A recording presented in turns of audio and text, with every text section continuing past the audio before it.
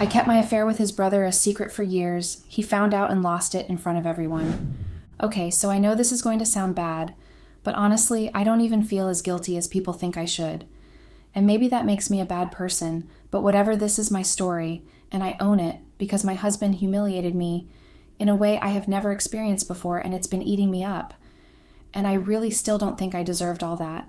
I mean, yeah, I cheated on him, and not just with anyone but with his brother. But still, I didn't beat his mom, or steal his money, or try to burn the house down, or anything crazy like that. So I don't get why he acted like the world was ending, or like I was some kind of monster he had to destroy in front of everyone. I swear, if he had just come to me like a grown adult and pulled me aside and talked to me about it calmly, maybe we could have handled things better. But no, he just had to turn it into this whole mess that made me look like the bad guy. And now everyone in his family and mine treats me like I have the plague or something. So let me just explain how it all started, because maybe then people would understand that I didn't do what I did to hurt him on purpose. It kind of just happened, and then I got stuck, and then I kept it going because stopping felt harder than continuing, and I don't know if that makes sense, but it's how it felt to me at the time. It started when we were still dating.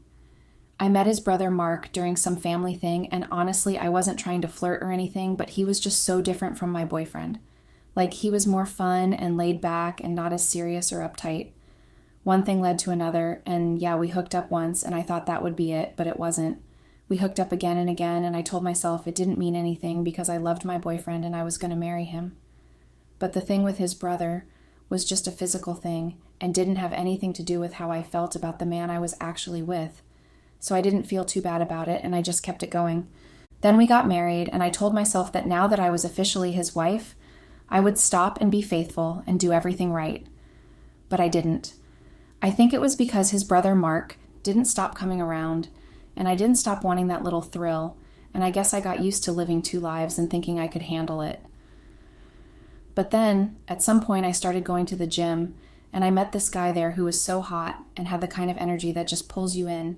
And I know I should have just ignored it, but I didn't, and we started talking and joking, and before I knew it, we were hooking up too, and I told myself it was just for fun. And it honestly was. That gym guy was good in bed, like really good. And I kept going back, even though I knew I was being stupid because I already had enough on my plate, but he started acting clingy. He began texting me all the time and wanting to hang out and do couple stuff, which was not what I wanted, so I cut him off. I thought that was the end of it and that I could just go back to how things were and pretend like nothing happened. But then one day I was making dinner and I had everything set on the table. My phone was on the dining table and I had to rush back to check the turkey in the oven, so I left the phone there. When I came back into the dining room, my husband was standing there, staring at my phone with this look on his face that I have never seen before. My heart just dropped because I knew immediately that something was wrong. I tried to act normal, but he didn't say anything. He just kept looking at the screen. Apparently that gym guy had been sending me messages again even though I blocked him. Somehow, he got a new number or something, and he kept saying he missed me and wanted us to go back to what we had. He promised he wouldn't ask for more than just hooking up and all that nonsense. My husband read those messages, and he was so mad and I could see it in his eyes, and I panicked. So I started crying and begging him and telling him that it was a mistake and it didn't mean anything. I told him that it was over and it would never happen again, and I just wanted him to forgive me and give me another chance. He didn't say much. He just walked out and disappeared for almost 3 days. And believe me, those 3 days felt like the longest in my life because I didn't know if he was coming back or if he was going to divorce me or tell everyone or what. I just kept texting and calling him like a desperate idiot. He finally came back and we had this long talk in which I told him it was just a one-time thing and that I had ended it already. I said that I would never do anything like that again, and he believed me, I think. But not fully, and I could tell that something had changed in him because he didn't trust me anymore. But he still stayed, and we went on with our lives. And I should have taken that second chance and done better, but instead I went back to what I was doing with his brother because I missed the feeling, and I guess I thought I wouldn't get caught since he never suspected anything before. It was like I was two different people, and the one he saw every day was the sweet, loving wife who cooked and cleaned and made him laugh, while the other one was just chasing thrills and doing whatever felt good in the moment and hoping nothing would blow up in my face. And for a while it worked, and I thought I had everything under control. I mean, he wasn't acting suspicious or asking questions, and his brother didn't say anything either, so I thought we were all just pretending together and that it would stay that way forever. But of course it didn't, and things started to shift in little ways, and I didn't even notice at first, because I was so used to lying and smiling through everything and thinking I was smarter than everyone else, but people always notice eventually, and I guess he did. So fast forward to 2 weeks ago. I was at my parents' house, and we were just hanging out and talking and watching TV. Everything was normal, and I had no idea that anything was brewing behind the scenes because my husband had been acting totally fine the last time I saw him. Then he showed up at my parents' place straight from work, and he was all smiles and looking like the happiest man on earth. I was confused at first, but then he said he had big news, and he told everyone that he got the promotion he had been working towards for years and that it finally came through. My whole family was so excited, and they started clapping and hugging him. They went on telling him how proud they were, and even I was smiling because I knew how hard he had worked for that and how much it meant to him. And for a moment, I forgot about all the lies and drama and just felt happy for him. Then he said we were all going out to dinner to celebrate. He asked all of us to get dressed because he had already made reservations at this fancy place downtown, and he wanted it to be special. We were all buzzing with excitement, and I ran upstairs to change into something nice that I borrowed from my sister.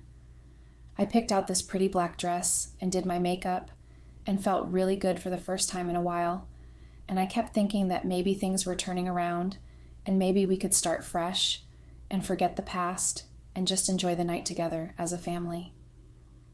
When I came back downstairs, he was already waiting by the door, and my mom was putting on her earrings. My dad was tying his shoes, and my sister was still trying to pick out a purse, and everyone looked so cheerful and ready to go. I couldn't wait to just sit at that table and toast to his success, and that was the last normal moment I remember, because everything that happened after that turned my whole life upside down, and I still can't wrap my head around how he went from being the man who begged me to stay with him to the man who tore me down in front of everyone. But that's another part of the story, and right now I just wanted to get this much out, because people keep acting like I'm the only one who messed up, and I'm not saying I didn't do anything wrong, but I also don't think I deserved what came next, because there are ways to handle things, and he chose the worst one. Anyway, we all got into the car and headed to the restaurant, and everyone was laughing and talking, and the energy was just so good. And I kept thinking that maybe this was the new beginning we needed, and that maybe he had really forgiven me and wanted to move forward. And I was ready to do better and stop all the sneaky stuff and be the kind of wife he deserved, and just focus on our marriage and our future and put all the other crap behind me because it really wasn't worth losing him over, and I was finally starting to see that clearly. But none of that matters now because the night didn't go how I thought it would. Things happened that I never expected, and I still don't know how I'm supposed to move on from the way he made me feel and the way he looked at me when everything came out and the way my own family reacted. But before I get into all that, I just want to say that this was never about not loving him because I did, and maybe I still do, but sometimes love isn't enough. And sometimes you mess up so bad that even love can't fix it, and maybe that's what happened here. We pulled up to the restaurant and everything felt perfect. I thought this was going to be one of those nights we would talk about for years and remember with smiles and laughter, but I had no idea what was coming. My husband held the door open for everyone, and we walked in. The hostess greeted us with a big smile and led us to our table, and I sat down. I was sitting there with my family, feeling like maybe, just maybe, things were finally going to be okay. My husband was smiling, my parents were chatting, my sister was snapping selfies, and I was sipping my wine, thinking this could be the fresh start we needed. But then the door swung open, and in walked my husband's brother, Mark. My heart did this weird flip, like it couldn't decide if it was excited or terrified. I kept my face neutral, but inside I was a mess. My husband had called him to join us, and I had no idea why. Mark strolled over, all casual and charming, flashing that grin that always made my knees weak. He hugged my husband, then nodded at me like nothing was going on, and I played along, smiling like everything was fine. We all sat down, and the table got louder with everyone talking about my husband's big promotion. Mark slid into the seat across from me, and I could feel his eyes on me, but I didn't dare look up. I focused on my salad, stabbing at it like it owed me money, trying to act normal. The night went on, and we were all laughing, passing plates and clinking glasses. But every time I glanced at Mark, he was already looking at me, and it sent this little spark through my body. I knew I shouldn't feel that way, but I did. Then, out of nowhere, Mark leaned across the table and asked if I could help him grab something from his car. My heart plummeted, but I nodded, keeping my cool. I told everyone I'd be right back, and we stepped outside into the cool night air.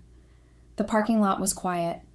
I asked him what he needed help with, trying to sound annoyed so he wouldn't think I was too eager. He popped the trunk of his car and pointed to a wrapped box in the back seat. It was a gift for my husband, he said, for the promotion, a fancy watch or something. He asked me to grab it, and I leaned into the back seat to get it, thinking this was all innocent. But then he climbed in after me, shutting the door behind us. I turned to ask what he was doing, but before I could say anything, he was on me. His hands were on my waist, pulling me close, and I didn't stop him. I should have, but I didn't. We started kissing, and it was like all the times before, that rush that made my brain go fuzzy. The gift box was shoved to the side, forgotten, as we got lost in each other. It was quick, messy, and stupid, but it felt so good in the moment. We were in the back seat of his car, parked right outside the restaurant where my husband and family were eating, and I didn't even care. That's how far gone I was. When we were done, I fixed my dress, and he handed me the gift box, saying we should say it was from both of us so it looked planned. I nodded, my heart still racing, and we walked back inside like nothing happened. We slid back into our seats, and my husband looked up, asking what took us so long. I handed him the gift, forcing a big smile, and Mark chimed in, saying we had to dig through the trunk to find it. My husband's face lit up when he opened the box and saw the watch. He was so happy. He jumped up and hugged us both, squeezing me so tight I could barely breathe. I laughed, playing the part of the proud wife, but my eyes kept drifting to Mark. He was looking at me too, and it was like we had this secret pulling us together. Everyone went back to eating, talking, and laughing, but I couldn't focus. My foot kept inching toward Mark's under the table, brushing against his leg. He didn't pull away, and that made it worse. I knew I was playing with fire, but it was like I couldn't stop myself.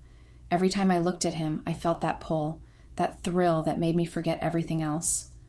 My husband was right there, telling some story about work, and my parents were nodding along, but I was barely listening. My toes kept nudging Mark's shin, and he'd smirk just enough to let me know he was in on it. It was reckless, but that's what made it so exciting. I was living two lives again, the good wife at the table and the idiot chasing a high with her husband's brother. I told myself I had it under control, that I could stop whenever I wanted, but I didn't want to stop. Then Mark excused himself, saying he was heading to the restroom. He shot me a look as he got up, and my phone buzzed in my purse a few seconds later. I checked it under the table, and it was a text from him. "Come to the restroom," it said.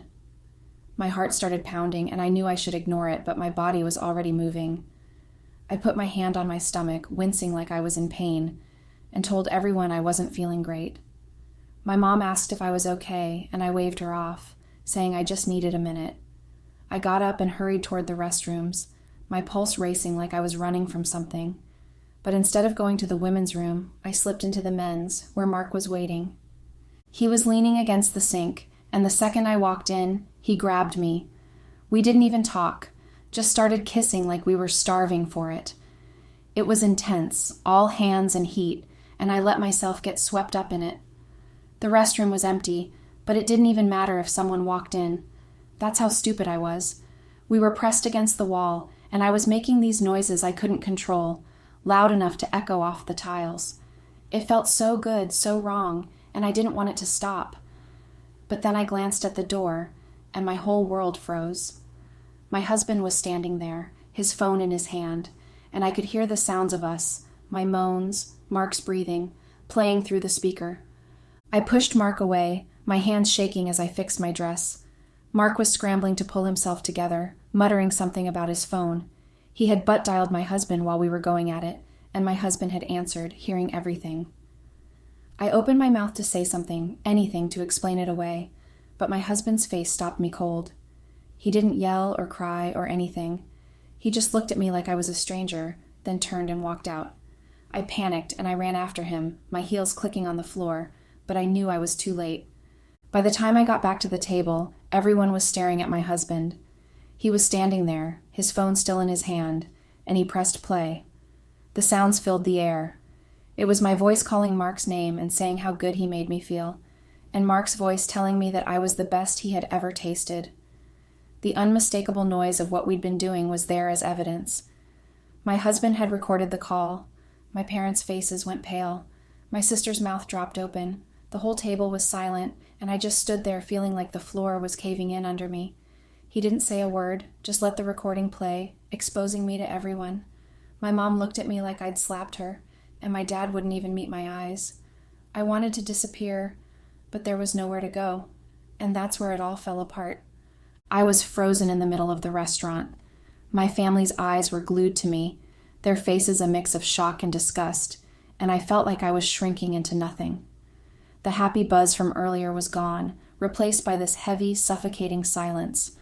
My husband stopped the recording and just stared at me, his jaw tight, his eyes burning with something I'd never seen before. I wanted to run, to hide, to pretend this wasn't happening, but my feet wouldn't move. I was trapped, and I knew things were about to get worse. He didn't say anything at first, just pointed at me and told me to confess. Right there, in front of everyone, my parents, my sister, the waiters, even strangers at nearby tables who were starting to whisper. My throat felt like it was closing up, but he wasn't backing down. He asked how long I'd been cheating with his brother and why I'd do something so low. I panicked, my mind scrambling for a way out, and I mumbled that it was recent, just a stupid mistake that didn't mean anything. But he wasn't having it. He stepped closer, his face inches from mine, and shouted that I better not lie to him. His voice was so loud it echoed, and I flinched like he'd hit me. Tears were streaming down my face, and I couldn't hold it in anymore. I broke down and told the truth, or at least most of it. I admitted it started before we got married, back when we were dating, and kept going because I was weak and selfish and didn't know how to stop. I said I loved him, that I never meant to hurt him, but the words sounded hollow even to me. My mom gasped, and my dad looked away, like he couldn't stand to see me. My sister just shook her head, muttering something I couldn't hear. I was sobbing, snot running down my face, and I felt so small, so exposed, like everyone could see right through me. Then Mark piped up, trying to act tough, like he could smooth things over. He stood up, puffing out his chest, and told my husband to calm down, that we could talk this out like men. That was a really big mistake.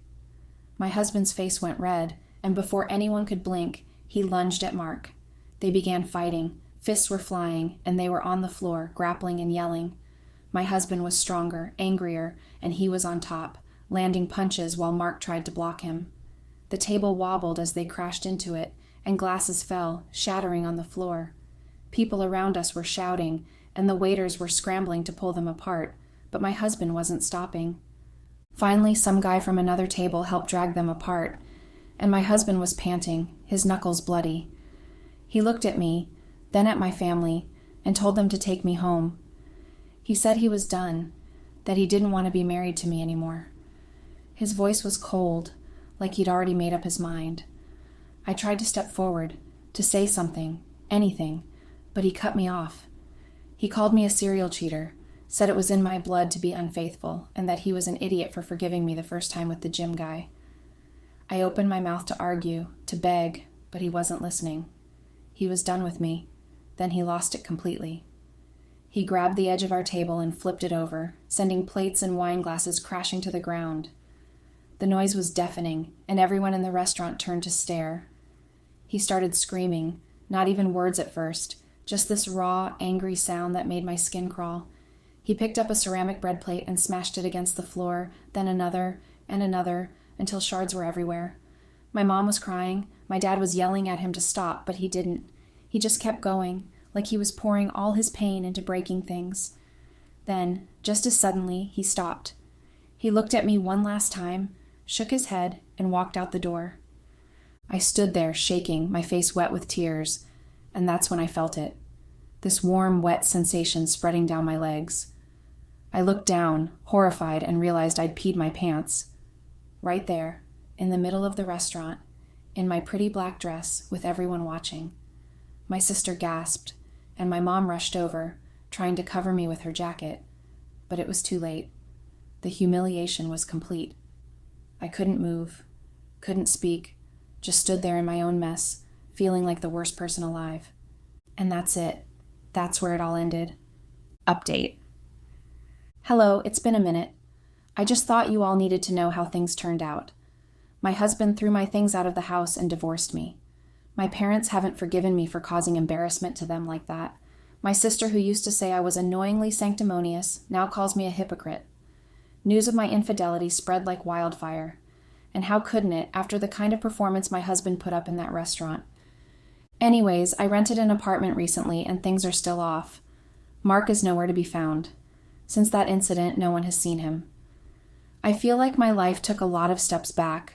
I am so lost and angry at my husband.